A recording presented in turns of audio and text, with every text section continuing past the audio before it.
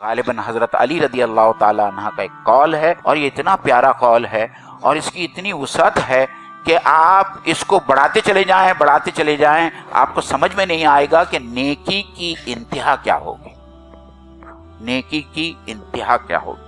اور حضرت علی رضی اللہ تعالیٰ عنہ کے بارے میں مشہور ہے کہ آپ جوامع القلم تھے، آپ کے جو فرمان ہے وہ زبردست فرمان ہے، اور زبردست بہت ساری باتیں ہم کو نہج البلاغہ میں ملتی ہیں۔ حضرت علی سے یہ مروی ہے کہ ایک ایمان والے کے 2 دن یکساں گزرے نیکی کے معاملے میں تو وہ محروم رہا۔ کیا کہا؟